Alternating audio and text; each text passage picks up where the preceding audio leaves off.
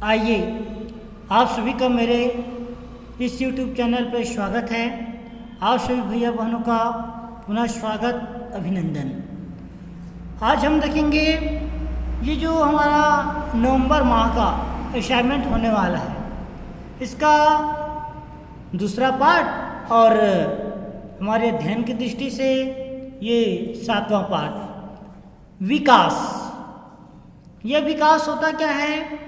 तो ये जो विकास है मतलब यहाँ पर जीवन की उत्पत्ति, जीवों का विकास, और ये जो जीवों का विकास हुआ है उसके पक्ष में प्रमाण, मतलब इसमें जीवाश्म है, तुलनात्मक है, इसके आंतरिकी, भ्रूणकी, आणविक प्रमाण, ये सब डार्विनवाद, नव डार्विनवाद, उत्परिवर्तनवाद, प्राकृतिक चयनवाद, इन सब के बारे में हम विस्तार सह इस पाठ में पढ़ने वाले हैं।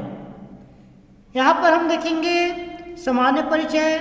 तो ये जो पृथ्वी पर जीव है, इस जीव, आखिर ये जो जीवित वस्तुएं हैं, यहाँ कब आया, कहाँ से आया, किस रूप में आया, इसमें किस प्रकार से क्रमिक परिवर्तन होता है, और वैज्ञानिक इसके बारे में क्या प्रयास करते हैं, इन सब का उत्तर हालांकि हमें मिल गया है। पृथ्वी का जो जीवन की उत्पत्ति है इसके बारे में कुछ कहा नहीं जा सकता, फिर भी वैज्ञानिकों की माने तो ये दो क्रमिक घटनाओं के बारे पर आधारित है। एक तो होता है जीवन की उत्पत्ति और दूसरा होता है जीवन का विकास।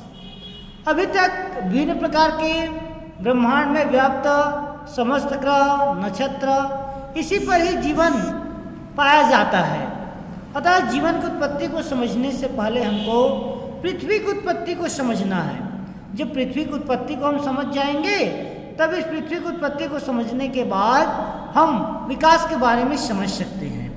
तो ये जो पृथ्वी है ये ब्रह्मांड की बहुत छोटी इकाई है।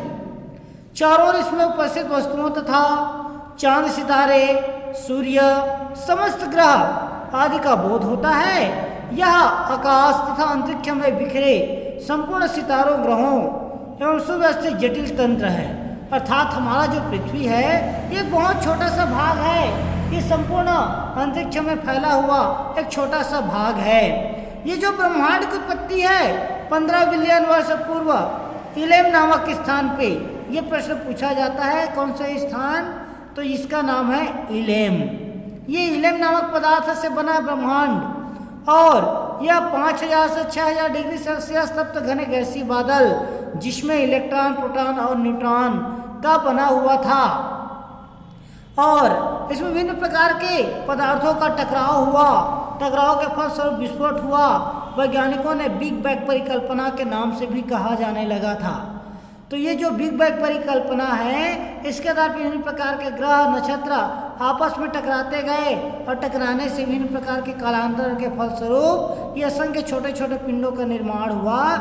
और बिग बैंग परिकल्पना, इस घटना को बिग बैंग परिकल्पना कहा जाने लगा, जिसके आधार पर ये जो नेबुला की तीव्र गति के चक्कर काट रहा था, तो इसके आधार पर नवग्रह बुध, शुक्र, पृथ्वी, मंगल, बृहस्पति, शनि, अरुण और वरुण तथा यम की उत्पत्ति हुई। वर्तमान में ये जो अभी केवल 8 ग्रह हैं। तो ये जो चंद्रमा पृथ्वी का उपग्रह है, हम सब जानते हैं कि चंद्रमा जो है पृथ्वी का उपग्रह है।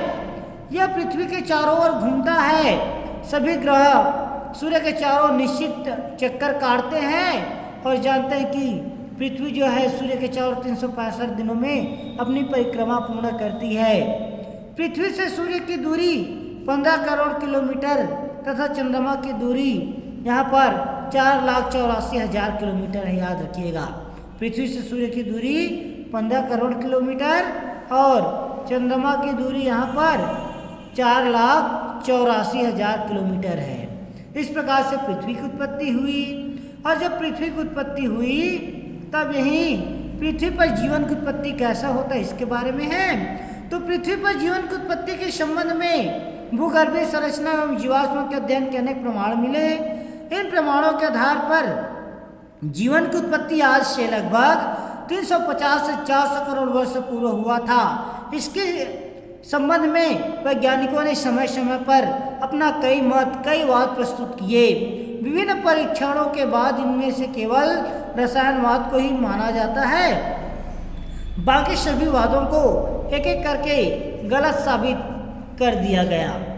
तो हम देखते हैं यहाँ पर सबसे पहले विभिन्न प्रकार के सिद्धांत दिए,